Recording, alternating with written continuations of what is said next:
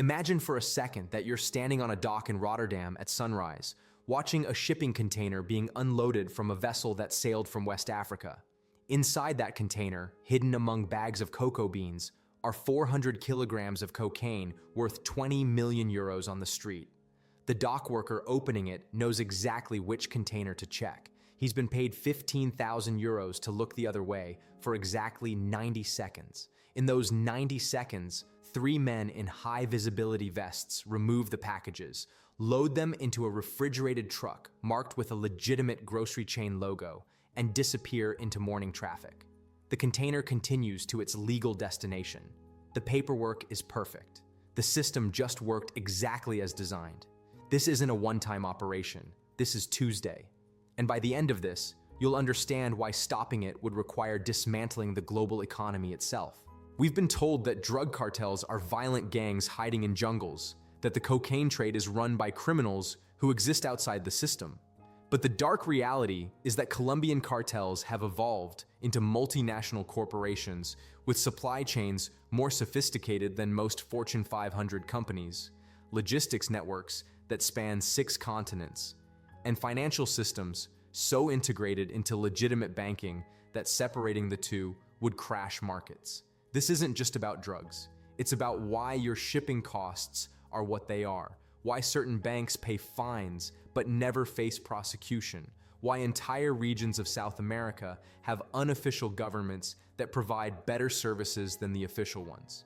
And if you think this doesn't affect you, every time you buy something shipped overseas, you're touching infrastructure that cartels helped build and maintain. Let's start with what you think you know, then show you what's actually happening.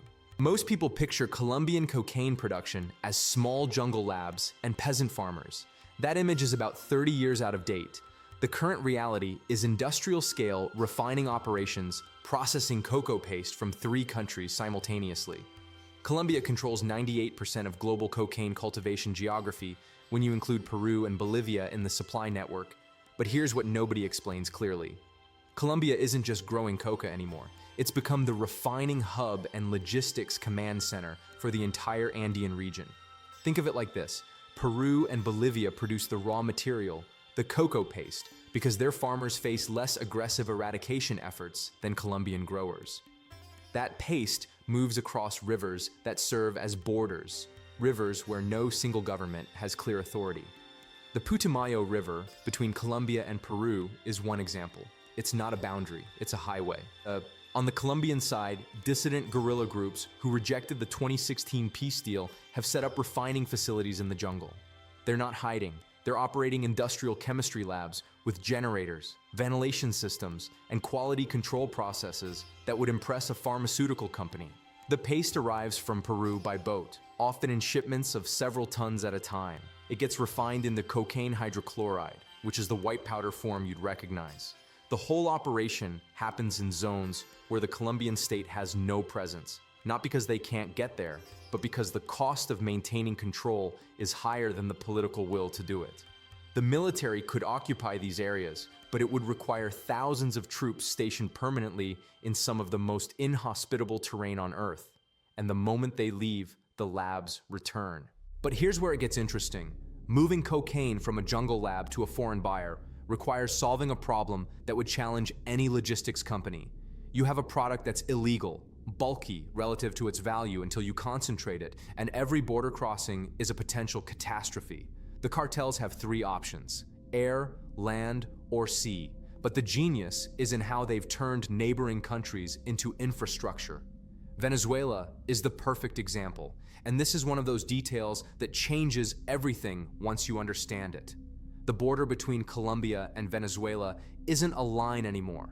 It's a 1,400-mile integrated criminal zone managed by what's known as the Cartel of the Suns, which sounds dramatic until you realize it's a network of Venezuelan military officers who figured out they could make more money in a month protecting cocaine shipments than they'd make in a decade from their government salaries.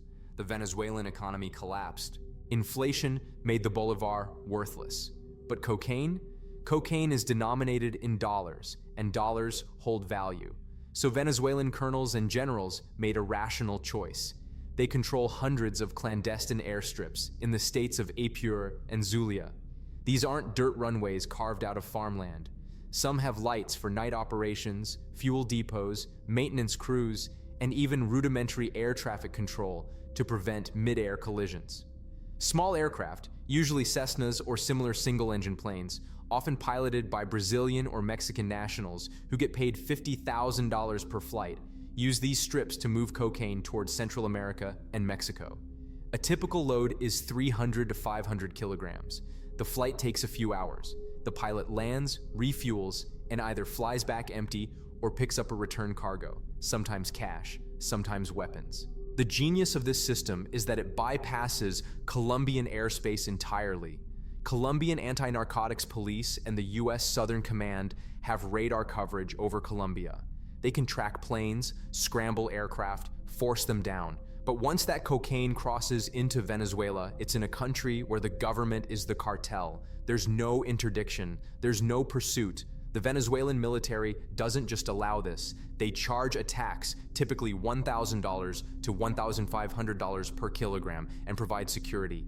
If a rival group tries to interfere, Venezuelan soldiers eliminate them. For the military officers, it's a revenue stream that survived the collapse of Venezuela's oil economy and the international sanctions that cut off other income. For the cartels, it's infrastructure they don't have to build or defend. They pay a usage fee, and the Venezuelan state guarantees delivery. It's outsourcing in its purest form. Now, you might think air is the primary route, but the Amazon River system moves more cocaine by volume than all the airstrips combined. And this introduces a player that most people outside South America have never heard of. The PCC, the Primeiro Comando de Capital. It's a Brazilian prison gang that started in São Paulo's overcrowded jails in the 1990s, after a series of prison massacres. The survivors organized, created a code, and built a command structure that functioned inside the prisons. Then they expanded outside.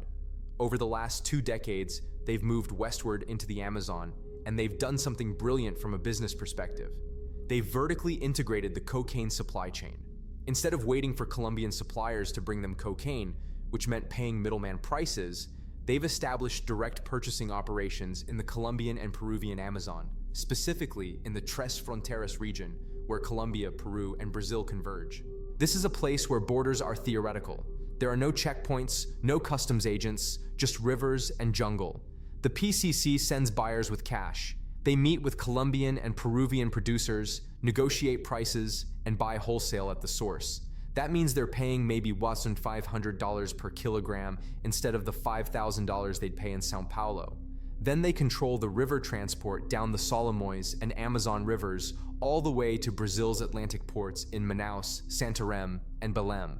They've eliminated every middleman between the coca field and the European customer, which gives them a cost advantage no competitor can match. To make this work, they've forced pragmatic alliances with Colombian groups who control the cultivation zones. The most significant is with FARC dissident factions, particularly the Carolina Ramirez Front, which operates in the Colombian Amazon. The Colombians provide the product and local security. They know the terrain, they have relationships with the farmers, and they can move through areas where outsiders would be killed or kidnapped. The PCC provides the boats, the river guides who know where the sandbars and patrol routes are, and the corrupt port officials in Brazilian cities who ensure containers get loaded without inspection. It's co-opetition, a term from business school that perfectly describes criminal partnerships. They're competitors in the sense that they could fight for control, but they cooperate because both sides profit more together than they would fighting. The Colombians get a reliable buyer who pays in cash and never haggles. The PCC gets guaranteed supply at wholesale prices. The Amazon River is 4,000 miles long with thousands of tributaries, many of which have never been fully mapped. Interdicting cocaine there is like trying to stop a specific drop of water flowing through a network of pipes. You might catch some, but the vast majority flows through. But here's the part people miss, and it's critical to understanding why the PCC has become so powerful. Brazil isn't just a transit country. It's the second largest cocaine consumer market in the world after the United States. São Paulo alone has more cocaine users than most European countries. The PCC sells domestically and exports, which creates a dual revenue stream that makes them extraordinarily resilient. If European enforcement cuts off transatlantic routes temporarily, they shift volume to the domestic Brazilian market where prices are still profitable. If Brazilian police crack down internally, they route more product to Europe, where prices are higher. This flexibility is what separates successful trafficking organizations from failed ones. The groups that depend on a single route, a single customer base, or a single product collapse when enforcement disrupts that one piece. The groups that build redundancy into every layer adapt and survive. And this is a pattern you'll see repeatedly as we go deeper. The most sophisticated cartels don't just move drugs, they manage risk portfolios, like investment funds. Which brings us to the market that changed everything in the last decade and shifted the entire strategic focus of Colombian cartels. Europe. Cocaine wholesale prices in Europe are double what they are in the United States, sometimes more. A kilogram that sells for $28,000 wholesale in New York sells for $45,000 to $55,000 in cities like Amsterdam, Berlin, or London. The margins are extraordinary.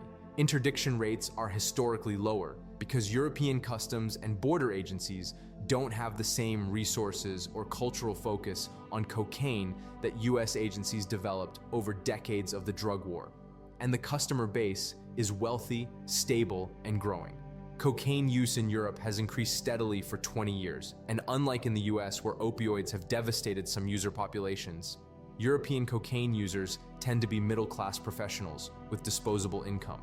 For Colombian cartels, Europe represents the gold rush, the market that can make you generationally wealthy if you can solve the logistics problem. And to conquer it, they needed a partner who understood European distribution networks, customs procedures, and how to move product from ports to streets without getting caught. They found that partner in the Ndrangheta, the Calabrian mafia from southern Italy. The Ndrangheta isn't flashy like the Sicilian Cosa Nostra or the Neapolitan Camorra. They don't make movies about themselves. They don't seek publicity. They make money, specifically from cocaine trafficking. And they've built a transatlantic pipeline that uses West Africa as a critical logistical node. Here's how the system works. And pay attention, because this is where you see the real sophistication. The PCC, remember them from the Amazon discussion, loads shipping containers in Brazilian ports like Santos, Itajaí, or Paranagua. Those containers are manifested as legitimate cargo: machinery, timber, cocoa, agricultural products, whatever makes sense for the destination. The paperwork is real. The exporting company exists. The importing company exists. Hidden inside the legitimate cargo are packages of cocaine, usually vacuum sealed and concealed in ways that require physical unloading to discover. The ships, massive container vessels that carry 10,000 containers at a time, sail across the Atlantic to West African ports. Why West Africa? This is the key question, and the answer reveals how cartels think about systems rather than just routes. West African countries like Guinea-Bissau, Ivory Coast, Benin, and Ghana have several characteristics that make them perfect for this operation. First, they have weak state institutions. Government salaries are low. Corruption is endemic, not because people there are less moral, but because the economic incentives make honesty irrational. A customs official making $300 a month can be paid $5,000 to ignore a container. That's 18 months of salary for one day of looking the other way. What would you do? Second, these countries have port infrastructure that's modern enough to handle container traffic, but not modern enough to have advanced scanning technology. European and American ports have X-ray scanners, gamma-ray systems, radiation detectors, and algorithms that flag suspicious containers. West African ports mostly rely on manual inspections, which means if you pay the right people, your container doesn't get inspected. Third, and this is the subtle part, shipping containers arriving in European ports directly from South America trigger automatic risk flags in customs databases. The algorithms know that cocaine routes go from Colombia and Brazil to Europe, so containers from those origins get extra scrutiny. But containers arriving from West Africa, they're lower priority. West Africa exports cocoa, coffee, timber, minerals. A container from Abidjan manifested as carrying cocoa beans doesn't raise the same red flags as one from Santos. The cocaine has been geographically laundered. The route has been broken into segments that obscure the origin. So the cocaine gets offloaded in West Africa, stored in warehouses controlled by Ndrangheta cells who've established permanent operations in cities like Abidjan and Cotonou, and then reloaded onto different ships bound for Europe. Sometimes it's repackaged, sometimes the manifests are changed, sometimes it's mixed with legitimate cargo from local exporters who have no idea their shipment contains drugs. The Ndrangheta also uses a method called rip-on, rip-off, which sounds like criminal slang, but is actually a precise technical term. Corrupt dock workers place bags of cocaine into legitimate containers without the cargo owner's knowledge. Then, at the destination port, other corrupt workers remove the cocaine before the container reaches the legitimate recipient. The shipping company isn't complicit. The manifest is accurate. The cargo owner never knows. Only 2 or 3 people in the entire chain are aware the cocaine was ever there. It's elegant in its simplicity. Even more audacious, and this shows the level of commitment involved, is the Trojan horse method. Cartel operatives hide inside shipping containers alongside the drugs for the entire transatlantic voyage. That means living in a metal box for 2 weeks, sometimes longer if there are delays. They bring food, water, a bucket for waste, and tools to break out. When the container arrives at the destination port, usually at night, they cut through the container wall, unload the cocaine to a waiting vehicle, and disappear. The container is resealed or left open, and by the time anyone notices, the operatives are gone. This level of dedication tells you something crucial about the profit margins involved. You don't spend 2 weeks in a container unless the payoff is life-changing. But the Ndrangheta isn't alone in Europe anymore, and this is where the market has evolved in just the last 5 years. A new power has emerged from the Balkans, the Balkan Cartel, which isn't a single organization, but a network of Albanian, Serbian, Montenegrin, and Croatian groups who followed the Ndrangheta's playbook and in some markets have surpassed them. Albanian groups specifically have come to dominate the UK cocaine market in a way that's reshaped British organized crime. How did they do it? Vertical integration, the same strategy the PCC used. Albanian networks established direct relationships with Colombian suppliers, cutting out Italian middlemen. They control the maritime routes from South America through their own shipping contacts. They manage the distribution in British cities through networks built over decades, originally for heroin trafficking, now repurposed for cocaine. By controlling the entire supply chain from Colombian coca field to British nightclub, they can do something their competitors can't. They can simultaneously lower prices and increase purity. That's the economic signal of vertical integration. When a single organization controls production, transport, and distribution, they capture the profit margin at every stage, which means they can undercut competitors on street price while still making more money per kilogram sold. And higher purity means better customer satisfaction, which means repeat business and market share growth. The Albanians have also adopted what intelligence agencies call a no-clash policy with rivals. They prioritize business continuity over territorial disputes. If another group wants to operate in the same city, the Albanians negotiate market-sharing arrangements rather than starting wars. If that sounds corporate, it's because it is. These aren't street gangs fighting over corners. They're transnational networks optimizing for long-term profit, not short-term reputation. Violence is expensive. It attracts police attention. It disrupts supply chains. It's bad for business. So violence is reserved for necessary enforcement, for people who steal or inform, but not for routine competition. This philosophy has made Albanian groups extraordinarily attractive as partners for other criminal organizations, including the Clan del Golfo in Colombia, which brings us to a partnership that's reshaping cocaine logistics. Now here's where the story takes a turn most people don't expect, and this is one of those facts that seems too extreme to be true until you see the evidence. The most profitable cocaine market per capita isn't the US or Europe, it's Australia. Australians consistently pay the highest street prices for cocaine in the world, typically $300 to $350 per gram compared to $80 to $100 in the US and $100 to $120 in Europe. At wholesale, a kilogram that sells for $25,000 in Los Angeles can fetch $165,000 to $200,000 in Sydney or Melbourne. Think about that margin. You're making 7 to 8 times the profit for the same product, And that price difference is almost pure margin because the production cost is the same. A kilogram of cocaine costs roughly $1,500 to produce in Colombia, regardless of where it's sold. Everything above that is transport, risk premium, and profit. In Australia, the transport cost is higher because of the distance, but the risk premium and profit are exponentially larger. That price differential has created what law enforcement calls the Pacific Drug Highway, and it's one of the most ambitious smuggling routes ever constructed.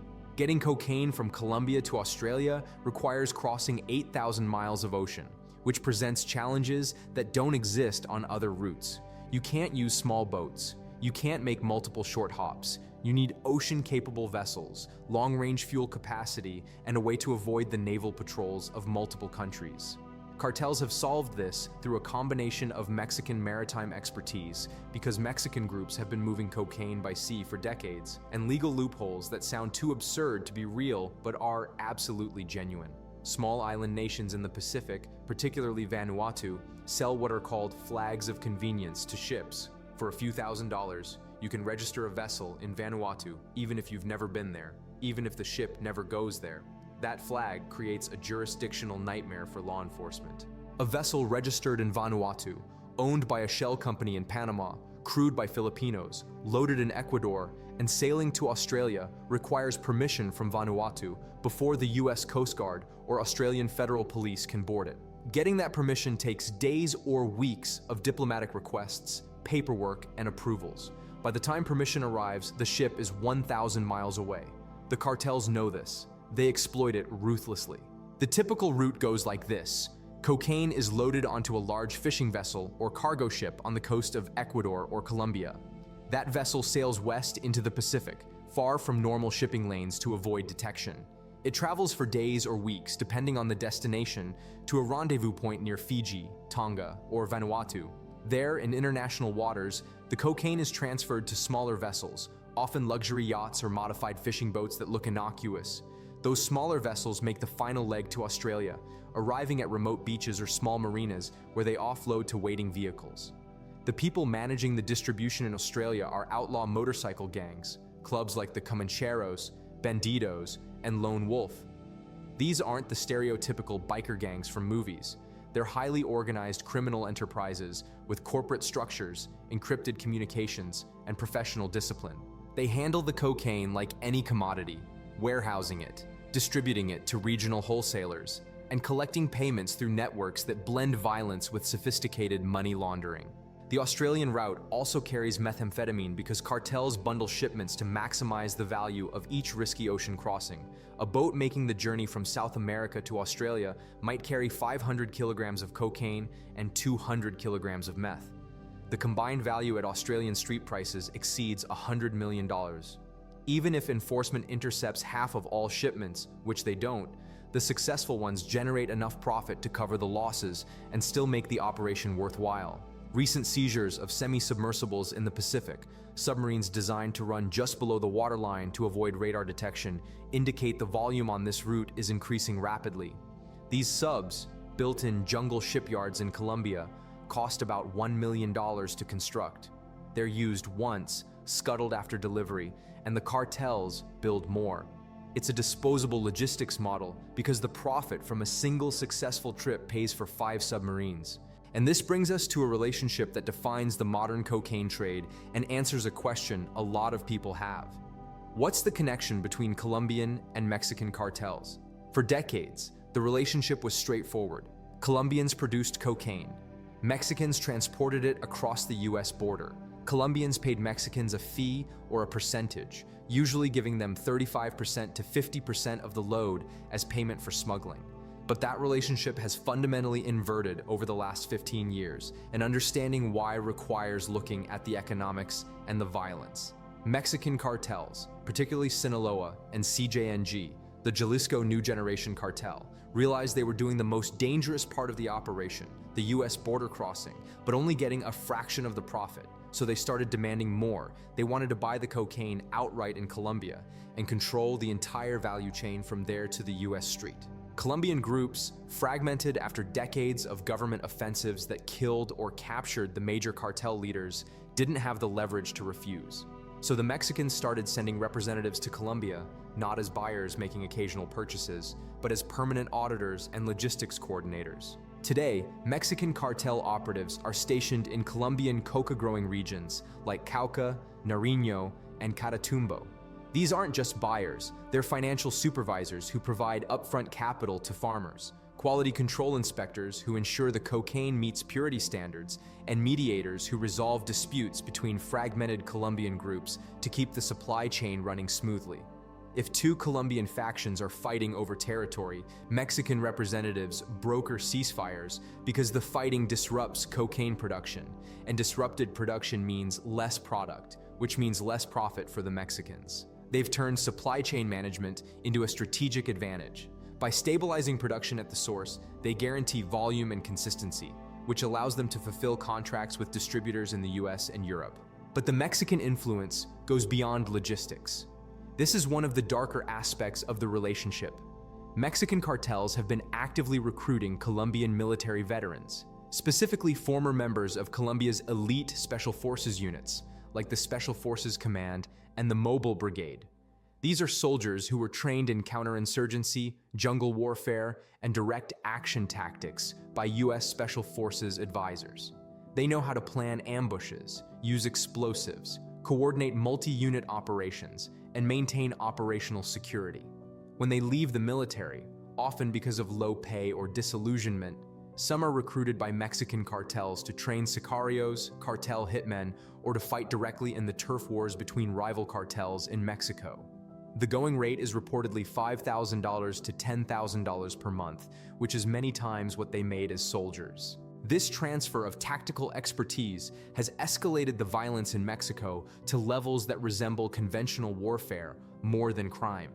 Cartels now use improvised explosive devices against police convoys, weaponized drones to drop grenades on rival safe houses, and coordinated ambushes with dozens of gunmen that look like military operations because they're planned by people with military training. But here's the twist, and this is critical to understanding the current landscape. While Colombia remains the king of cocaine production, Mexican cartels have pivoted to synthetic opioids, primarily fentanyl, and that has altered the entire financial and strategic dynamic of the drug trade. Fentanyl is cheaper to produce than cocaine. You don't need farmland. You need precursor chemicals, which can be bought from Chinese manufacturers, and a lab, which can be set up in a house. The production process takes days, not months. Fentanyl is also extraordinarily potent, so a small amount generates massive profits.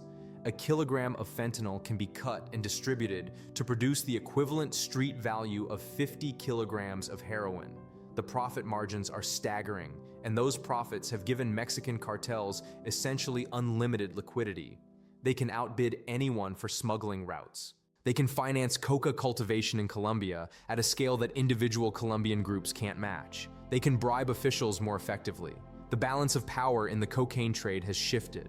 Colombians still control the production, but Mexicans increasingly control the financing, the transport networks, and access to the US market, which is still the largest and most profitable, despite Australia's higher per-gram prices. Now we need to talk about a place that most people have heard of, but fundamentally misunderstand, and this is where the human dimension of the cocaine trade becomes impossible to ignore. The Darien Gap. It's a 60-mile stretch of dense jungle between Colombia and Panama, one of the most dangerous and roadless regions on Earth. For decades, it was a natural barrier that separated South and Central America. Even the Pan American Highway, which runs from Alaska to Argentina, has a gap through the Darien because the jungle is so hostile to development. But over the last 5 years, the Darien has been transformed by the Clan del Golfo into what can only be described as an industrial park for human smuggling, and the systems they've built reveal just how sophisticated modern cartels have become at monetizing everything. Here's how it works. Migrants from around the world, not just Latin America, but also Africa, Asia, and the Middle East, fly into South America and make their way to Colombian border towns like Nicoclí on the Caribbean coast. The town has been overwhelmed. What was once a fishing village of 10,000 people now sees 2,000 to 3,000 migrants arrive every day during peak seasons. They're heading north, trying to reach the United States, and the only land route goes through the Darien. The Clan del Golfo controls every entry point. In Nicocli and other staging towns, migrants pay the clan a fee. The price varies based on the service package, and yes, there are package tiers like you'd find at a hotel. The fee ranges from $150 for the most basic passage to $5,000 for VIP service. In return, they receive a plastic wristband. The color of the wristband denotes what they've paid for. Green might mean walking route with no guide. Blue might mean walking with a guide. Red might mean boat transport to a point that shortens the jungle trek. Orange might mean full VIP service with boat guide and priority treatment. It's the exact same system an all-inclusive resort uses to identify which guests have which privileges, except the product being sold is access to a smuggling route through one of the deadliest jungles on the planet. The wristband serves multiple functions. First, it prevents double taxation. The Darien is controlled by the clan, but within that territory, there are checkpoints run by different cells. Without a standardized system, migrants could be charged repeatedly. The wristband shows they've paid and which route they're authorized to use. Second, it allows the clan to offer tiered services and extract maximum revenue from each person based on their ability to pay. A Venezuelan family fleeing economic collapse might pay the minimum. A Chinese businessman trying to reach the US might pay for VIP service. The clan captures value across the entire demand curve. Third, it creates a data system. The wristband colors and numbers allow the clan to track throughput, to know how many people are in the jungle at any given time, which routes are most popular, and where bottlenecks are forming. They use this information to optimize the operation. The experience varies dramatically by price tier. Economy class means starting from towns like Akandi or Kapurgana and hiking for a week through the jungle. The trail is brutal. Steep mountains, rivers that swell with rain and drown people, mud that can swallow you to your waist, and constant heat and humidity. Migrants carry their belongings in backpacks. They sleep on the ground or in makeshift camps. Disease is common. Injuries are frequent. People die from drowning, from falls, from dehydration, from snake bites. The clan doesn't provide rescue services for economy tier. You're on your own. VIP class, on the other hand, involves boat transport from Nicocli to staging points like Carredo, which cuts the jungle portion to just a few days. VIP migrants get guides who know the safest routes, who have communication equipment to call for help if needed, and who have relationships with Panamanian contacts on the other side. The survival rate is much higher. For the Clan del Golfo, the migration crisis is both a revenue source and a tactical asset. The revenue is estimated at tens of millions of dollars per month. In 2023, over 500,000 people crossed the Darien, a five-fold increase from 2021. Even at an average fee of just $300 per person, which is conservative, that's $150 million annually. But the real genius is how migration serves as cover for cocaine smuggling. The Panamanian Border Patrol, which is understaffed and under-resourced, is overwhelmed processing migrants. While their forces are concentrated on humanitarian operations, building temporary camps, providing medical care, and documenting arrivals, cocaine shipments move through adjacent routes with far less scrutiny.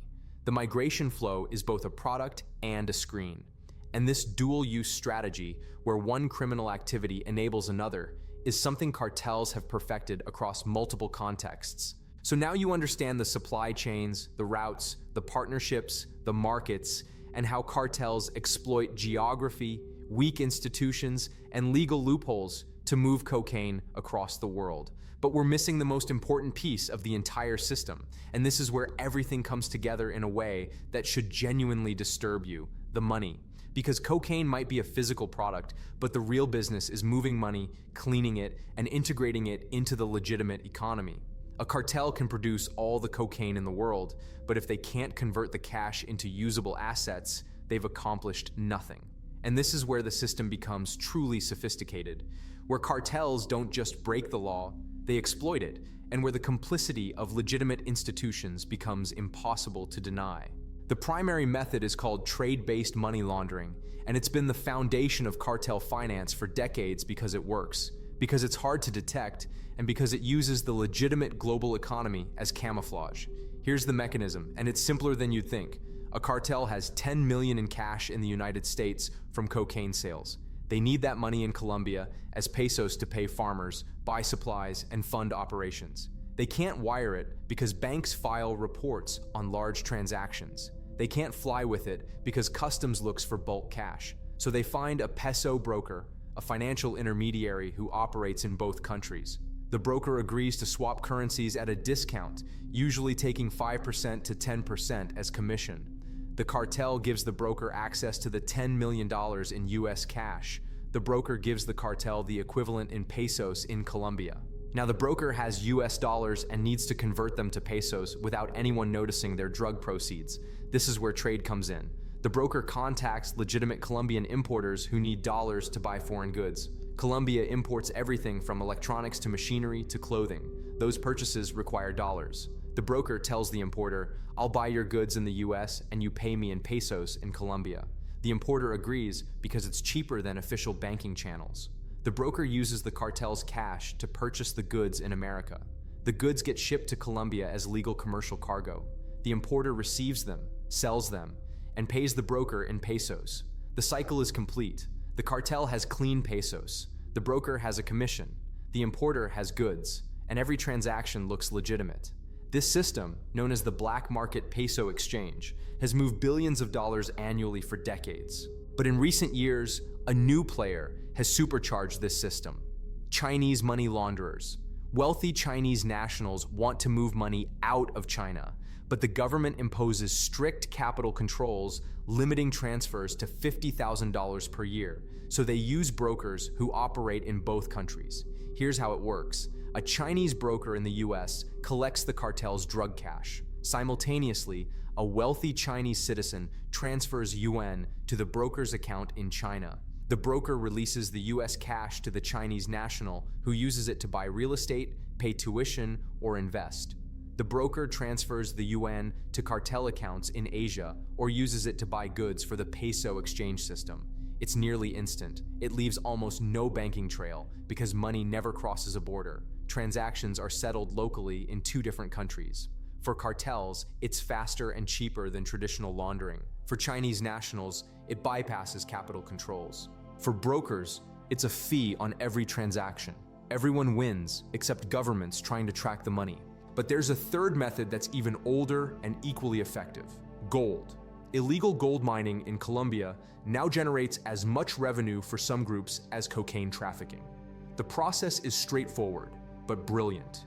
Cartels invest drug profits in heavy machinery, excavators, and dredges. They set up illegal mining operations in jungle areas where state presence is minimal. They extract gold and mix it with gold from legitimate small-scale miners. Once smelted into bars, the illegal origin is erased. There's no chemical signature distinguishing cartel gold from legal gold. The gold is exported legally to refineries in the United States, Switzerland, or Dubai. Payments come back as legitimate mining revenue. The cartel has converted cocaine profits into clean, taxable income. Because gold prices are set globally, there's no suspicion when a Colombian company exports millions of dollars worth. Now, all of these methods require one critical thing: access to the formal financial system. And this is where you need to pay very close attention, because this is the part that reveals just how deep the complicity goes. Major international banks have been caught facilitating cartel money laundering repeatedly. In 2012, HSBC admitted to laundering $881 billion for drug cartels. Not million, billion. They paid a $1.9 billion fine, which sounds enormous until you realize it was 5 weeks of profit for the bank. No executives went to jail. The bank called it a regrettable lapse in controls and moved on. But this wasn't a rogue employee or a single branch. HSBC's Mexican subsidiary was accepting cash deposits from cartels in boxes designed to fit through teller windows. The bank's compliance officers raised internal alarms and were ignored or told to back off. The revenue was too good, and HSBC isn't unique. Wachovia, Bank of America, and others have faced similar allegations. The pattern is always the same. The bank processes billions in suspicious transactions. Regulators eventually notice. The bank pays a fine that's a fraction of the profits generated. No individuals face criminal prosecution. The message to the market is clear: if you're a bank, crime pays. The fines are just a cost of doing business. And this brings us to the question nobody wants to answer honestly. Why does the system tolerate this? The answer is incentives, and this is where everything clicks into place. At every level of the system, rational actors make decisions that enable the drug trade because the personal cost of stopping it is higher than the personal cost of allowing it. Think about a mid-level bank compliance officer making $80,000 a year. They spot suspicious activity, large cash deposits, structured transactions designed to avoid reporting thresholds, wire transfers to shell companies. If they report it aggressively, if they push back against senior management, they risk getting fired for hurting business relationships and revenue. If they file a minimal suspicious activity report and move on, they keep their job and maybe get promoted for being a team player. What would you do? Now multiply that decision across 50,000 employees at hundreds of banks worldwide. This is how rational people enable irrational systems. The same logic applies to customs agents who can be paid more in one bribe than they make in 6 months, to port workers who face no consequences for looking away, to police officers in countries where cartels can offer more money than the government, to politicians who receive campaign contributions from businesses that launder drug money. The individuals who could stop the flow face personal risks, financial losses, or physical danger if they act, and they face no consequences if they don't. The system isn't broken. It's working exactly as the incentives predict it should. But cartels haven't stopped innovating, and this is where the future becomes visible. In 2024, Colombian authorities seized a semi-submersible vessel equipped with a Starlink satellite antenna. Think about what that means. A submarine connected to high-speed internet in the middle of the ocean. This wasn't for crew entertainment, it was for a remote operation. The vessel was an unmanned drone boat piloted from thousands of miles away by someone watching real-time camera feeds and monitoring engine diagnostics. They could navigate around patrol boats, adjust course for weather, and if intercepted, scuttle the vessel remotely. A drone boat represents the ultimate delivery system. No crew to capture or interrogate, no witnesses to flip and testify. If caught, it self-destructs and the cocaine sinks. The operators are safe in another country. This technology removes human risk from maritime transport entirely, which means cartels can attempt higher volumes with lower operational costs. If one drone boat is seized, they build another. There's no personnel loss, no organizational damage, no one to connect back to leadership, and their intelligence capabilities match any government agency. Cartels operate private intelligence networks using custom-built encrypted messaging platforms that law enforcement can't intercept without physical device access. They've deployed decentralized mesh networks in remote areas where cell service doesn't exist, allowing communication without relying on infrastructure they don't control. They employ hackers and corrupt officials to conduct counter-surveillance, tracking GPS locations of police vehicles and aircraft to map enforcement patterns and identify blind spots in coverage. When a cocaine shipment moves, cartel coordinators know in real time which routes are being watched and which aren't. This information asymmetry makes interdiction extraordinarily difficult. Law enforcement reacts to intelligence that's hours or days old. Cartels operate on current data. They're not just one step ahead, they're playing a different game entirely. So let's connect this to your life, because this isn't abstract criminology happening in distant jungles. It's woven into the global economy in ways that directly affect you. Every time cartels use drug money to buy real estate in Miami, Vancouver, Sydney, or London, they drive up property prices for everyone. They're cash buyers who don't need mortgages, don't care about market rates, and will pay above asking price because they're not buying an investment, they're buying a money laundering mechanism. That artificial demand inflates prices, and that inflation ripples through entire housing markets, pricing out local buyers and warping the economics of cities. When banks pay fines instead of facing criminal prosecution, when executives who oversaw money laundering keep their jobs and their bonuses, it teaches the market that the cost of crime is just another business expense to be calculated and budgeted for. That erodes trust in financial institutions, in regulatory systems, and in the rule of law itself. When entire regions of countries are controlled by non-state armed groups who provide services governments can't or won't, when people pay cartels for security, infrastructure, and dispute resolution because the state is absent. It normalizes the idea that government is optional, that sovereignty is negotiable, that the monopoly on violence the state is supposed to hold is actually just market share that can be contested. That has profound consequences for democracy, for governance, for the social contract between citizens and the state. And here's the uncomfortable truth that no politician wants to say out loud. Stopping the cocaine trade at the scale it operates today would require intervention so economically and politically disruptive that no government is willing to attempt them. You'd have to shut down major banking systems to eliminate laundering, which would crash financial markets. You'd have to blockade thousands of miles of coastline and inspect every shipping container, which would paralyze global trade.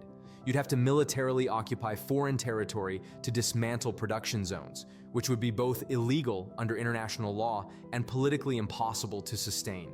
The economic cost would be in the trillions. The human cost would be catastrophic.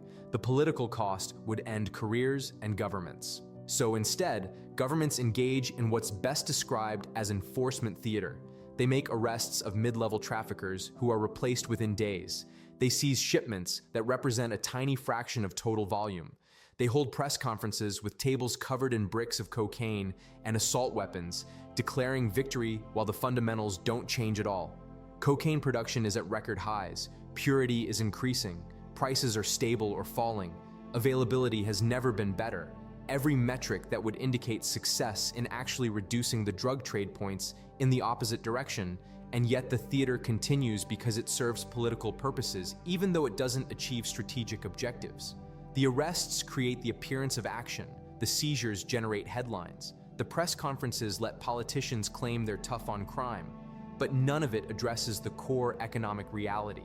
As long as there's demand in wealthy countries willing to pay premium prices, and poverty in producing countries where people have few economic alternatives, as long as profit margins are measured in thousands of percent, as long as risks are borne by replaceable individuals at the bottom of the organizational chain, while profits flow to insulated leadership, the system will not just continue, it will grow.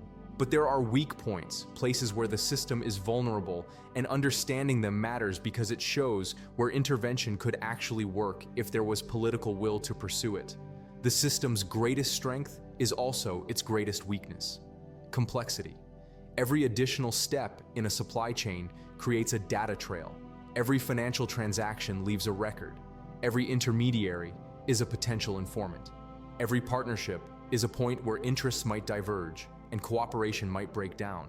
The most successful law enforcement operations haven't come from interdicting drugs at borders or raiding jungle labs.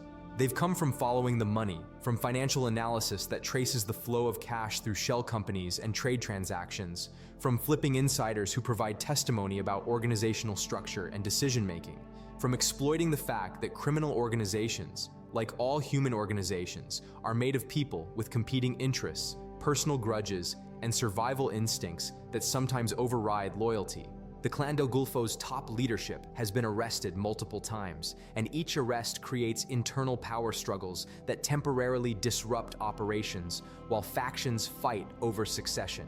The Ndrangheta has been penetrated by informants whose testimony led to hundreds of arrests across Europe in coordinated raids that damaged but didn't destroy the organization. These aren't silver bullets that end the drug trade, but they're examples of pressure points where enforcement can create real damage. The other fundamental weakness is public awareness, and this is where individual choices aggregate into systemic effects. When people in consuming countries understand that cocaine isn't just a personal choice with personal consequences, that it's a product funding violence, corruption, environmental destruction, and institutional decay, demand patterns can shift over time. This isn't a moral argument about personal virtue. It's an economic argument about price signals and market incentives. Every gram of cocaine purchased in a nightclub in London or a party in Los Angeles sends a price signal down the supply chain that increases the value of controlling coca-growing regions, which increases the violence deployed to control those regions, which increases the corruption required to protect operations, which increases the institutional damage in producing countries. So let's bring this home. We've seen how Colombian cartels evolved from local criminal groups into multinational corporations with global reach.